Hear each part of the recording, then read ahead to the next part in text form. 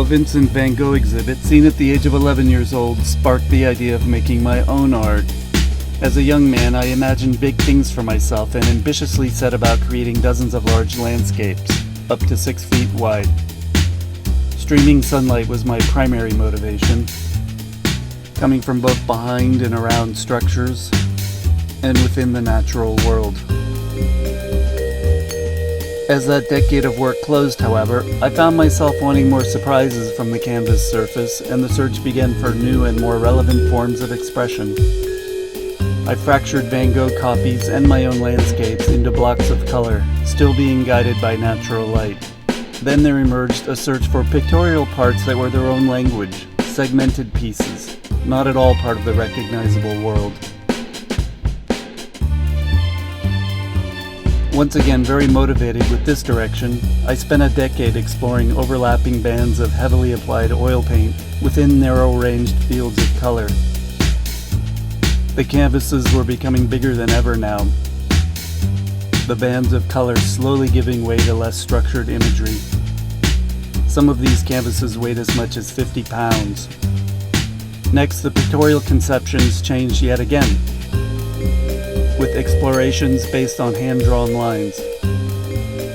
Right angles, ovals, and circles divided the surface.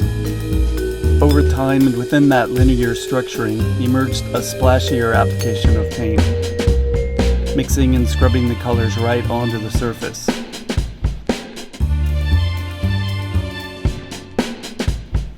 That more painterly approach would lead to the next phase of gestural painting, and would dictate the next 10 years of work.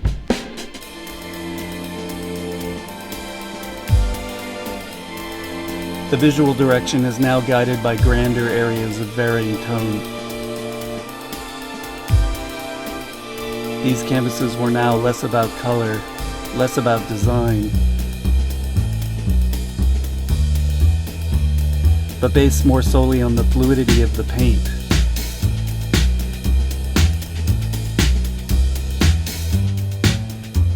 Some were the biggest I'd ever done, and the brushwork was scaled to function within the massive dimensions.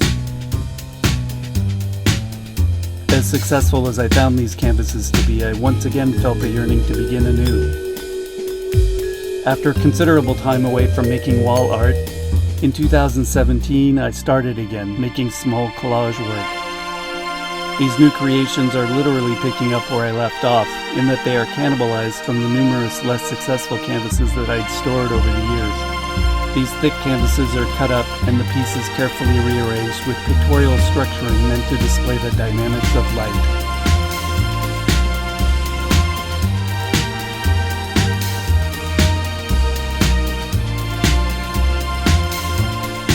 Sometimes the light appears subtle with the coloring receding and the luminosity contained.